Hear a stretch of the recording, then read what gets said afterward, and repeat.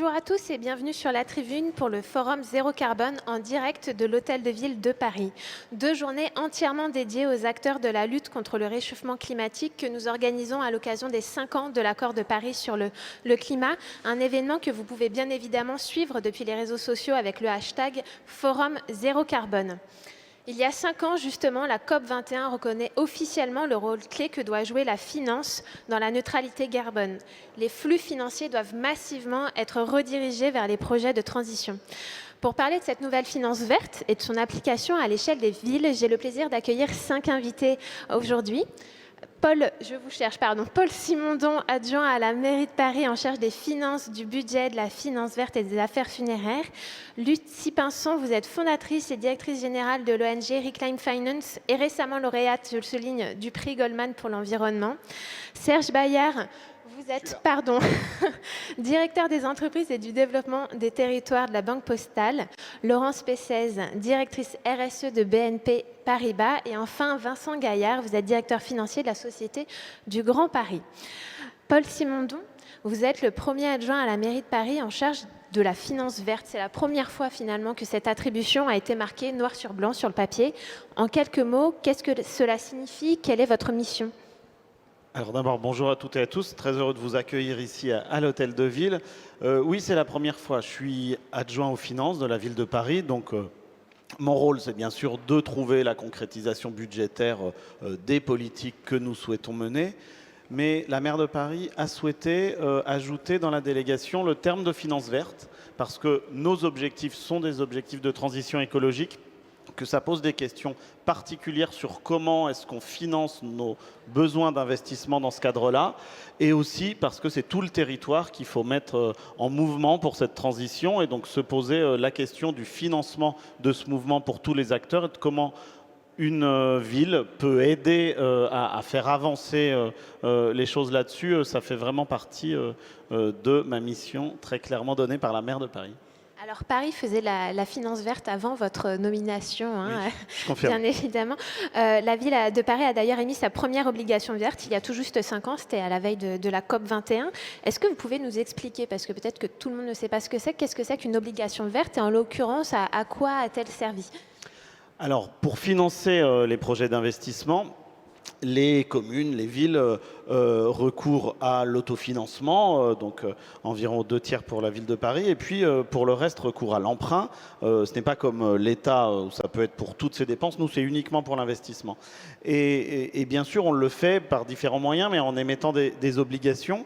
Et depuis 2015, la ville a émis 3 fois, donc une fois à la veille de la COP21 et depuis 2 autres fois, la dernière fois c'était en octobre dernier, des émissions, donc soit des climate bonds ou alors sustainable bonds.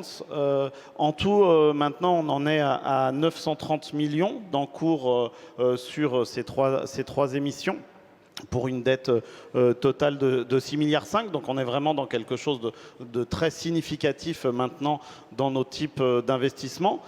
C'est un accès à des obligations où on garantit bien sûr à ceux qui investissent en achetant ces obligations que les projets qui vont être financés grâce à elles sont des projets qui remplissent un certain nombre de critères en termes d'impact environnemental et de solidarité. Et on leur doit un reporting ensuite des projets qui ont été financés de cette manière-là.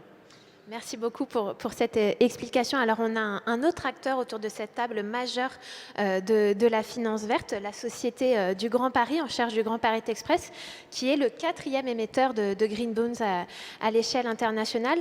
L'objectif du nouveau métro est colossal, hein, c'est tout simplement de doubler la superficie du réseau du métro parisien avec 200 km de nouvelles lignes. Plus gros projet d'infrastructure à l'échelle européenne avec 35 milliards d'euros, évalué en 2012. Le cas de la Société du Grand Paris est d'autant plus intéressant que vous êtes le premier acteur et peut-être le seul à avoir lancé un programme pour ne vous financer qu'au travers d'obligations vertes. Vincent Gaillard, pourquoi avoir fait ce choix d'un financement vert à la place d'omissions obligataires plus classiques ?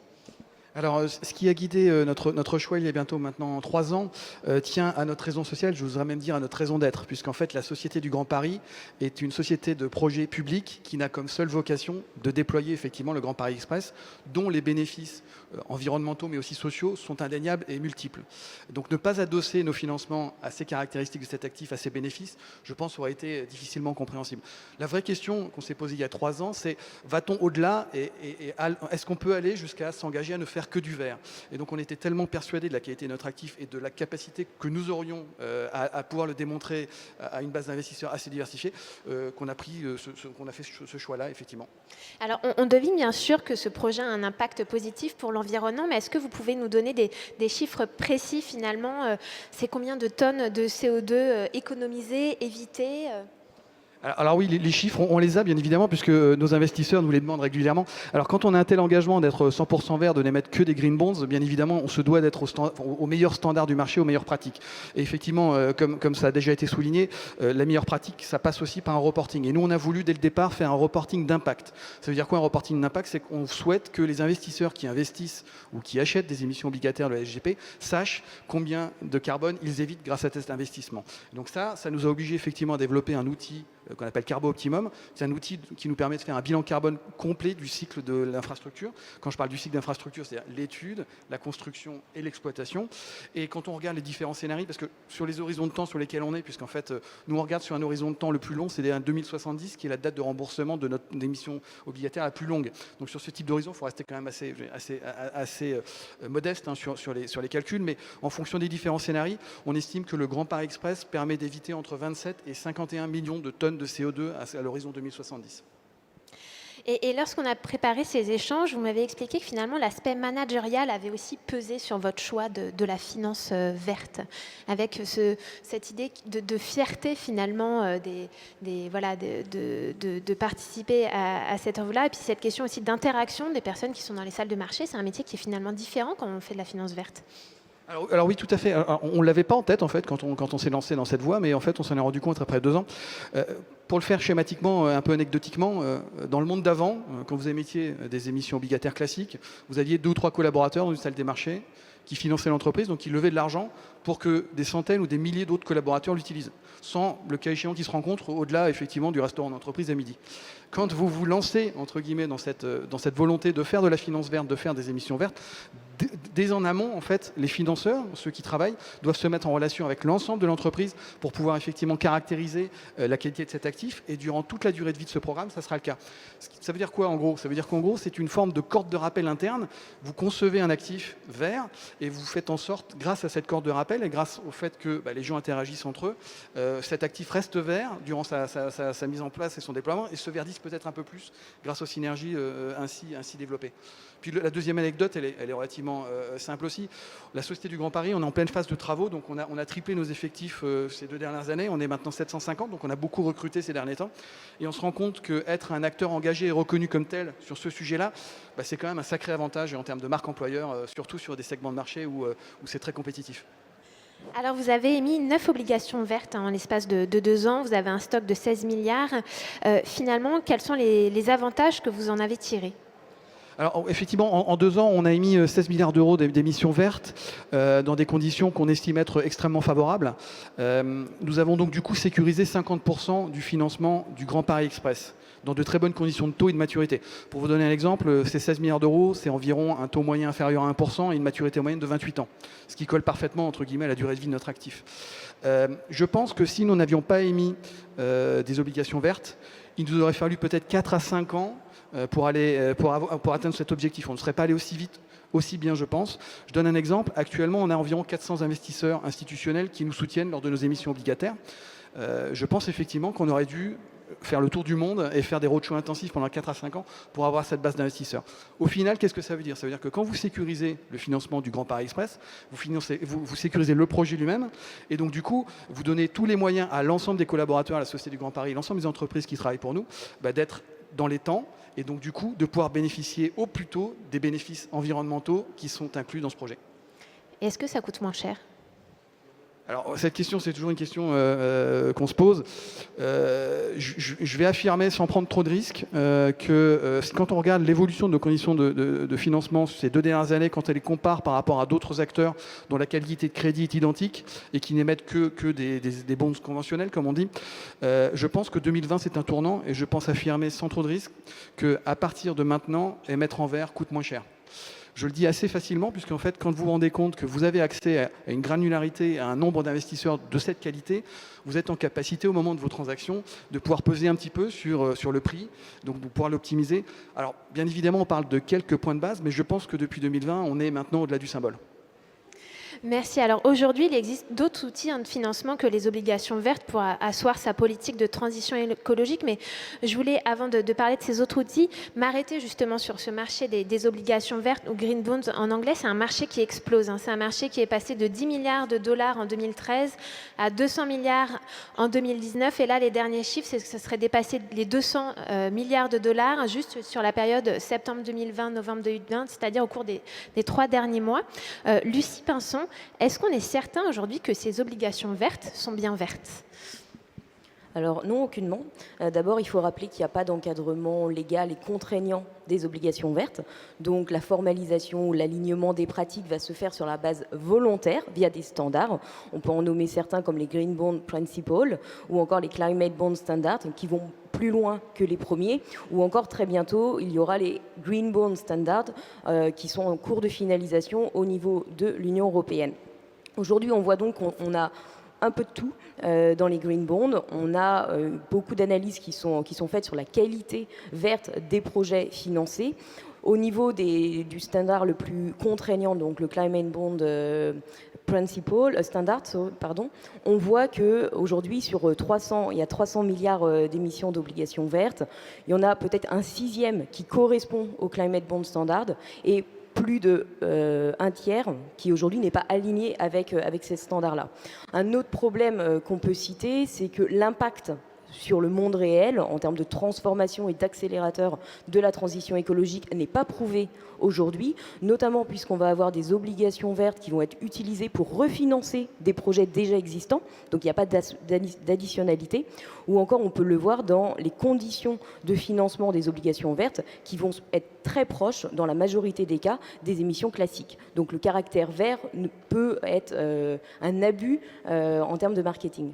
Vous avez aussi souligné un problème de cohérence. Je caricature un petit peu, mais il peut y avoir un émetteur qui émet une obligation verte le lundi et la semaine d'après, une émission non verte. Donc c'est bien caricaturé, les temps sont plus longs, mais c'est un peu ça l'idée, c'est on ajoute du vert sur plusieurs couches de pas vert finalement. Alors en effet, c'est important de comprendre que l'obligation verte n'est liée qu'à la qualité des projets financés. Donc même lorsqu'on a des projets de qualité au sens vraiment impactant, bien vert, comme on les aime, eh bien ça n'implique pas automatiquement une démarche de transition au niveau de l'entreprise qui émet cette obligation. Et donc là, on a un gros problème puisqu'on va en effet avoir des entreprises qui vont émettre potentiellement le lundi une obligation verte, mais continuer un modèle de développement extrêmement émetteur et impactant et moteur du dérèglement climatique le reste de la semaine. On a des études également, notamment de la Bank of International Settlement, qui montrent que l'émission d'obligations vertes n'est pas corrélée à une réduction de l'impact carbone des entreprises. Alors peut-être qu'en ce moment, on voit une évolution bienvenue au niveau du marché. Il y a 2 semaines, Amundi, donc le gestionnaire d'actifs du groupe Crédit Agricole, a annoncé qu'il serait prêt à désinvestir d'une obligation verte émise pour une banque indienne en raison du choix de cette banque indienne, donc l'émetteur, de financer un projet de mine de charbon en Australie. Donc là, voilà, le projet de mine de charbon n'a rien à voir avec l'obligation verte en elle-même, mais là, Amundi décide de faire une analyse duale au niveau du projet, mais aussi au niveau de la qualité de l'émetteur. Et ça, c'est certainement quelque chose vers quoi il faut tendre. Voilà, il faut tendre vers une double analyse, à la fois du projet et de l'émetteur. Merci beaucoup, Lucie, d'avoir souligné ces points. Alors évidemment, c'est une très bonne nouvelle que ce marché se développe et on voit bien qu'il se heurte à certaines limites. Et puis, il y a une limite aussi qu'il faut aborder, c'est que toutes les villes n'ont pas accès au marché pour se financer, ne peuvent pas donc émettre des obligations vertes, qui est un outil finalement réservé aux plus grosses agglomérations, plus grosses métropoles et entreprises. Pour rendre davantage accessible la finance verte. À la Banque Postale, vous avez lancé en mai 2019 des prêts verts à destination des collectivités. Serge Bayard, est-ce que vous pouvez nous expliquer en quoi consistent ces prêts, comment ils fonctionnent et quels projets sont éligibles? Effectivement, Juliette, nous sommes partis du constat que beaucoup de villes n'avaient pas accès au financement vert. Alors la Banque Postale est leader du marché des collectivités locales. Les collectivités locales et les hôpitaux publics, c'est grosso modo 60% de l'investissement public en France. Mais, et on l'a bien vu, Ville de Paris, le Grand Paris ont accès aux Green Bonds. Une petite collectivité n'a pas accès aux Green Bonds. Donc nous avons pris la décision finalement de démocratiser ce marché en émettant des Green Bonds d'une part et en les transformant en prêts verts d'autre part. Donc c'est une alchimie bancaire que l'on connaît bien et qui permet d'intervenir sur des petits projets.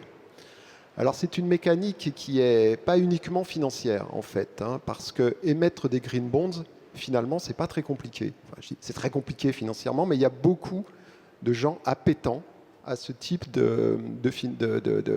d'obligations. C'est plus compliqué de les mettre en œuvre concrètement dans des petites collectivités. Et cette démocratisation-là ne passe pas que par la mise à disposition de la ressource, mais également par toute une pédagogie qu'il faut conduire vis-à-vis de ces communes, essentiellement, mais également des hôpitaux publics. Cette pédagogie, en fait, elle a trois dimensions, et c'est dans ces trois dimensions que nous travaillons aujourd'hui. La première dimension, c'est de passer d'une logique de financement global. Les collectivités, notamment les petites, moyennes, financent leur section d'investissement par une enveloppe de prêts, sans forcément les flécher sur des projets. Et les investisseurs demandent des projets et demandent un reporting par projet. C'est ce qui vient d'être dit.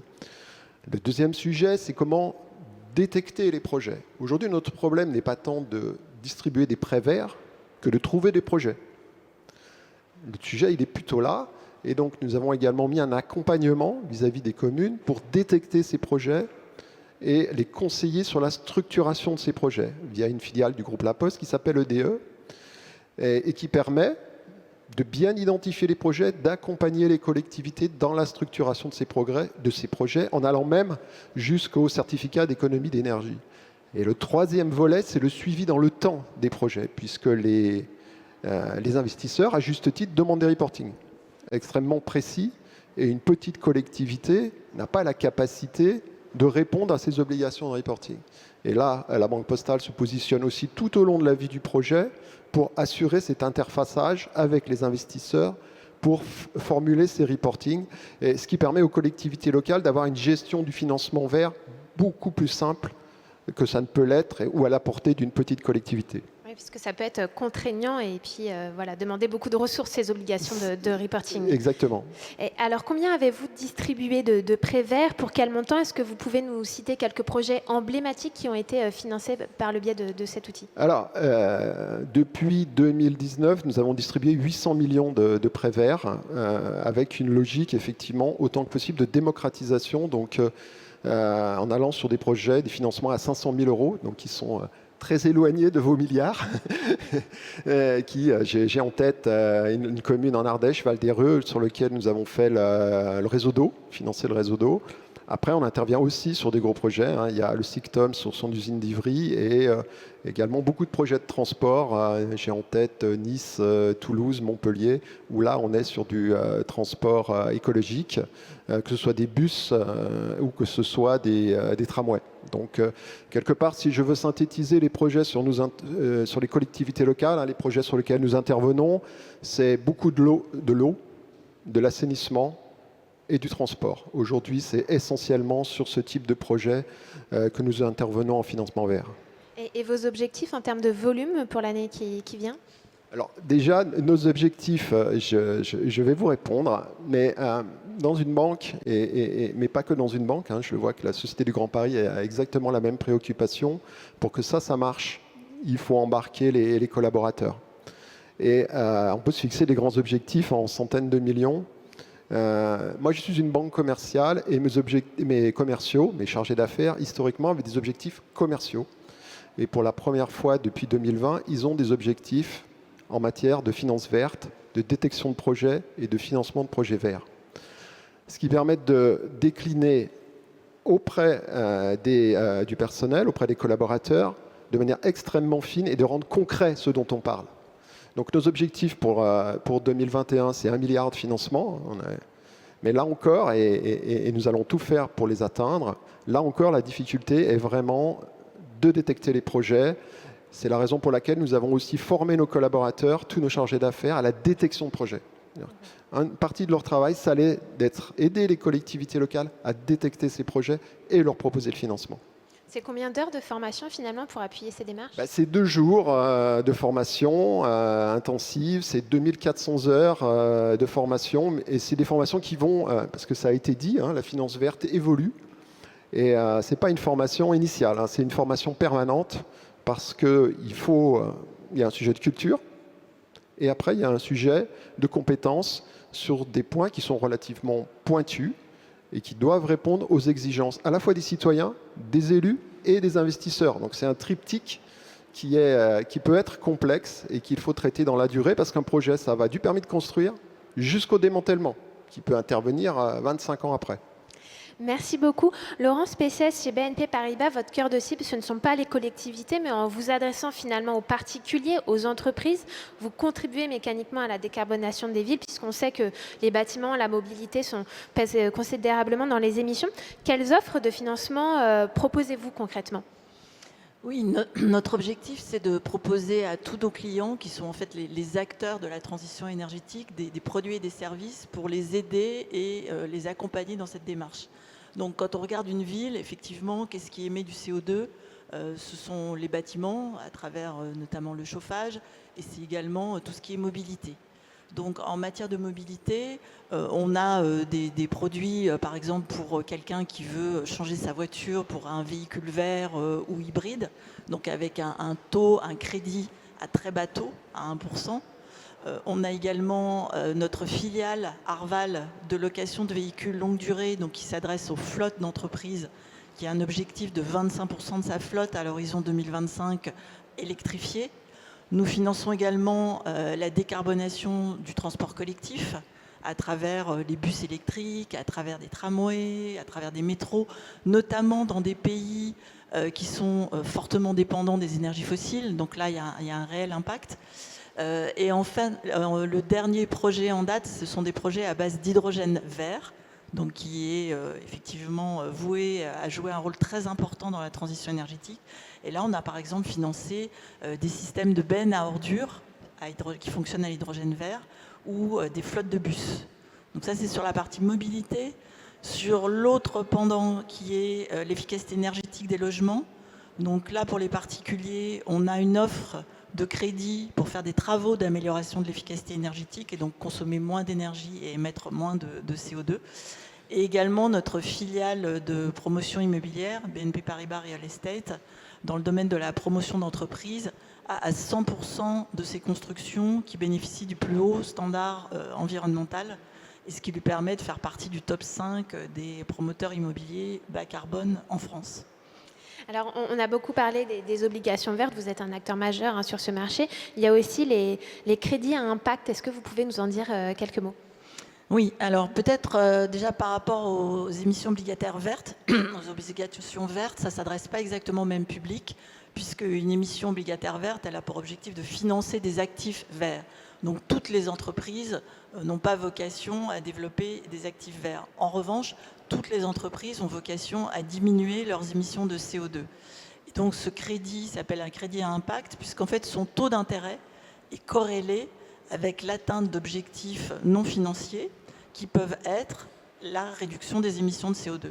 Donc ça concerne tout type d'entreprise à partir du moment où elle est engagée dans un vrai projet de transformation et où les critères qui sont fixés sont suffisamment ambitieux et suffisamment matériels, ça veut dire qu'ils adressent vraiment les problèmes. Et à partir de là, il y a un véritable impact. Donc ça intéresse particulièrement les secteurs les plus émetteurs de CO2, donc les secteurs de la production d'électricité, de l'énergie, du transport au sens large, mais également le ciment, l'acier. Et donc c'est quelque chose qui permet la transition. Donc, par rapport aux émissions obligataires vertes, c'est une nuance à apporter. Et on est donc numéro 1 mondial sur ce segment de marché. Donc ça cible plutôt les grands corporates, c'est ça ? Oui, alors évidemment c'est plutôt les grands corporates au départ, parce que il faut avoir une vraie stratégie de transformation, il faut être capable de la mesurer. Tout ça est vérifié par une partie prenante externe qui est généralement une agence de notation extra-financière. Donc ça nécessite une certaine gouvernance et déjà une maturité sur le sujet. Mais aujourd'hui, le produit est en train d'être simplifié pour s'adresser, alors peut-être pas à des PME demain, mais en tout cas à des ETI. Très bien, et justement, ça me permet de faire le lien et de vous redonner la parole, Serge Bayer, parce que justement, la Banque Postale, là encore, a voulu rendre plus accessible le financement vert aux entreprises de toute taille, en répliquant un petit peu cette mécanique des prêts verts aux collectivités auprès des entreprises. C'est bien ça? Toujours la même logique de démocratisation de l'accès au financement vert. Donc, en 2020, nous avons émis un Green Bonds de 600 millions d'euros à destination du financement en transition verte des entreprises. Toujours dans cette même logique pédagogique et d'accompagnement des plus petites entreprises. Sur les collectivités locales, nous avons un seuil bas d'intervention à 500 000 euros. Sur les pros, TPE, PME, nous sommes descendus à 100 000 euros, ce qui permet de financer vraiment des initiatives et des projets extrêmement petits, mais qui permettent de matérialiser l'engagement de ces entreprises dans la transition énergétique. Donc, démocratisation vis-à-vis des entreprises. On a également une démocratisation vis-à-vis du citoyen, puisque nous avons ouvert notre plateforme de crowdfunding qui s'appelle Landopolis, pour que le citoyen puisse investir essentiellement dans des projets de transition énergétique. Et là encore, c'est des petits montants, puisque le montant est entre 3 et 5 000 euros, sauf qu'en 2020, ces 3 et 5 000 euros cumulés ont fait 60 millions d'euros de financement de la transition énergétique. Donc, TPE, PME, grandes entreprises, mais également le citoyen pour une meilleure implication sur ce sujet de la finance verte. Merci. Paul Simondon, pour accélérer sa transition, la ville de Paris a aussi été à l'initiative de Paris Fonds Vert. Est-ce que vous pouvez revenir sur l'objectif de ce fonds qui est géré par Déméter? Oui, c'est la première fois pour une ville. Paris a en 2018 créé le Paris Fonds Vert avec un investissement total de 160 millions d'euros. Il y en a déjà un tiers qui a été investi. L'idée, c'est la ville, avec des grands investisseurs publics et des investisseurs privés également, vient faire un fonds d'aide à la transition sur des acteurs économiques qui sont des petites entreprises qui ont une solution innovante qui va venir apporter un impact de transition écologique sur le territoire parisien ou en tout cas sur la région. On a déjà eu, par exemple, des solutions pour améliorer la gestion des déchets du bâtiment. Avec ESUS, je crois. Exactement. Des solutions sur l'énergie solaire, comment installer des panneaux dans un contexte urbain assez contraint, des solutions pour améliorer des questions de logistique. Et à chaque fois, la question, c'est comment aider ces acteurs et s'assurer qu'il y aura un impact sur le territoire le plus rapide possible, tout en laissant le temps à l'innovation de se faire, bien sûr. Il y a un dernier outil que vous expérimentez, c'est le budget carbone, ou plutôt l'évaluation climatique de votre budget. En quoi ça consiste? Alors, ce n'est pas le dernier outil, parce qu'on en a plusieurs en réserve. Dont on va parler aujourd'hui. La vraie question, c'est comment est-ce qu'on mesure notre impact? L'impact climatique, il ne faut pas l'oublier, il y a le leadership politique. Quand la maire de Paris annonce fin du diesel en 2024, fin des moteurs thermiques en 2030, quand elle le fait au début un peu en avance par rapport à d'autres, après une phase de scepticisme chez certains, les constructeurs finalement s'alignent dans les offres. La commande publique avec par exemple tous les camions, les bennes à ordures, etc. La ville agit en cohérence immédiatement, donc provoque une offre aussi. Et puis après, les consommateurs, voilà. Donc ça, il y a un impact direct. Mais la question, c'est aussi quel est l'impact de notre budget? Les à peu près 10 milliards d'euros par an de budget, 1,5 milliard d'investissement en moyenne. Est-ce qu'on est capable d'avoir une vision claire de ça? On s'est lancé dans un projet avec I4C, avec d'autres villes, avec Strasbourg, avec Lille. C'est de mesurer l'impact climatique de notre budget ligne par ligne. Donc c'est très diversifié. Il y a des choses qui sont totalement évidentes quand on va végétaliser ou éco-rénover. il y a d'autres actions du service public municipal où il faut mettre en place une méthodologie pour réussir à déterminer est-ce qu'il y a un impact carbone favorable, voire neutre, défavorable pour certaines. Et ensuite, ça fait un outil d'abord démocratique, d'information pour les élus qui votent le budget, pour les citoyens. Un outil aussi de pilotage, puisque bien sûr l'objectif est peut-être d'aller voir chaque ligne défavorable pour se demander comment on transforme l'action publique là-dessus. Et puis en lien avec ce qu'on a dit juste à présent, c'est aussi une manière d'organiser un reporting, non pas juste sujet par sujet, mais bien d'avoir une vision globale de l'action de la ville et de crédibiliser par rapport à ceux qui peuvent être intéressés par nos obligations vertes, l'impact réel de notre action. On voit bien du coup le lien entre cette fiscalité, cette nouvelle fiscalité verte et la finance verte. Alors cet outil est amené à évoluer peut-être, à prendre en compte d'autres critères autres que le climat, comme la biodiversité, c'est ça ? Oui, on en est vraiment au début. Là, pour la première fois, la semaine prochaine, dans la discussion budgétaire, les élus auront dans les documents budgétaires, pour la première fois, cet impact climatique. Et puis après, ce sera mis en place de manière régulière dans chaque document budgétaire.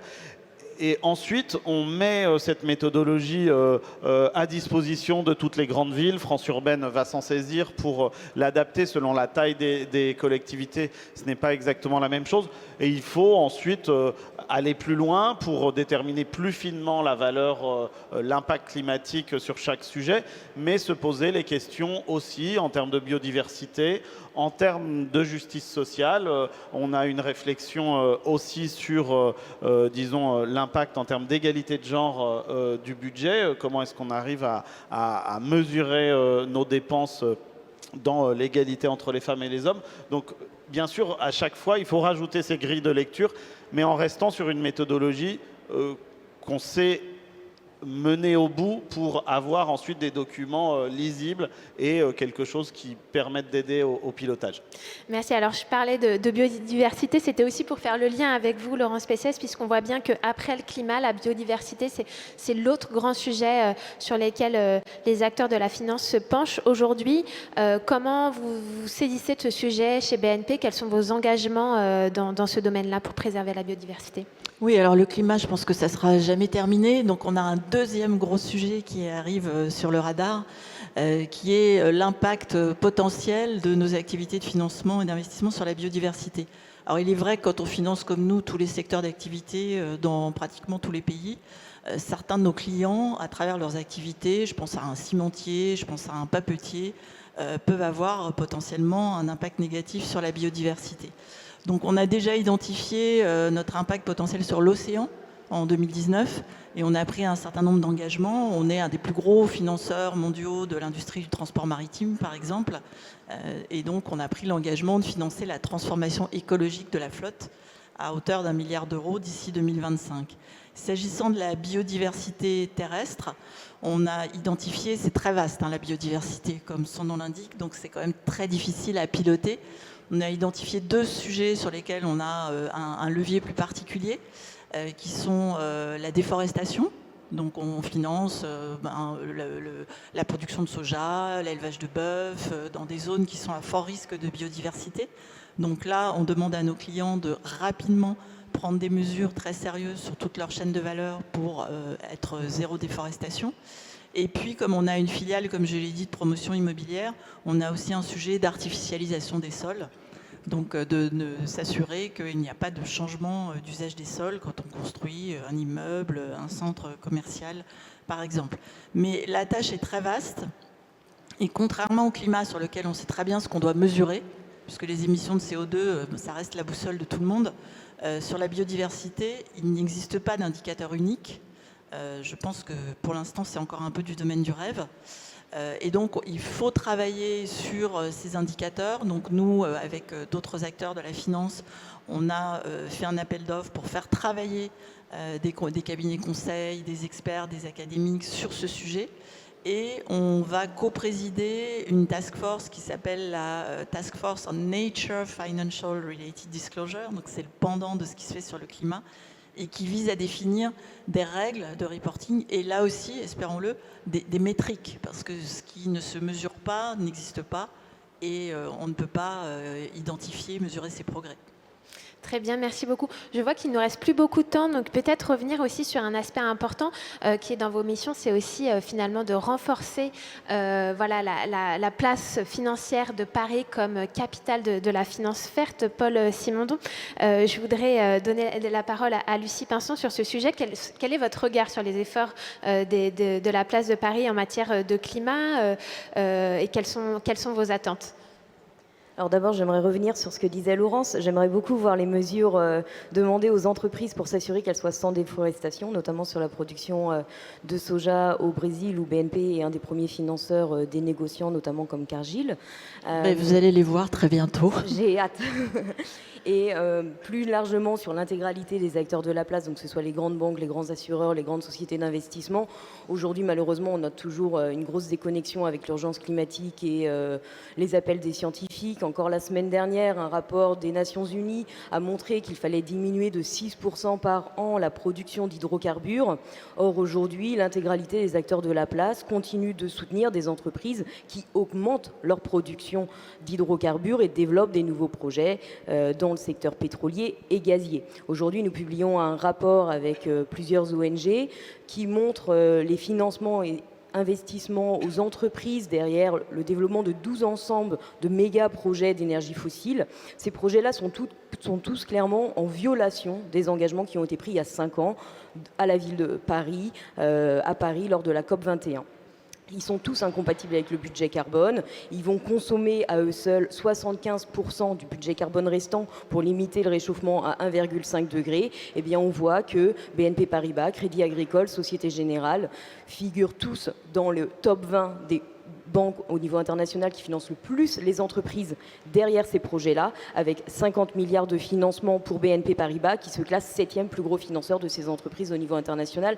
Donc, malheureusement, on voit que les enjeux sont toujours là, il y a toujours une urgence à se réveiller et on attend un sursaut de la part des institutions de la place de Paris, même si en effet, il faut le reconnaître, la situation n'a absolument rien à voir avec où on en était il y a 5 ans en amont de la COP 21. Il y a une vraie prise de conscience, il y a une vraie connaissance, en tout cas pour le secteur énergétique, des différents outils dont les institutions financières peuvent se saisir pour infléchir le comportement de leurs clients. On a eu des bons exemples sur le charbon. Maintenant, on attend des institutions financières françaises qu'ils apprennent de leur approche sur le charbon pour la répliquer sur le secteur pétrolier et gazier. Vous êtes dans votre rôle, vous poussez aux acteurs financiers à toujours mieux faire. En tout cas, on a montré lors de cette table ronde que voilà, on a beaucoup d'acteurs différents pour pousser justement Paris à devenir et à conserver cette place de capitale de la finance verte. Merci à tous pour ces échanges. Merci à vous qui nous suivez en ligne. Je vous laisse en compagnie de Johanna Roland, maire de Nantes et présidente de France Urbaine, qui va vous dévoiler dans un instant le palmarès des meilleures initiatives Green Tech et Smart City des métropoles françaises. À très bientôt sur la tribune.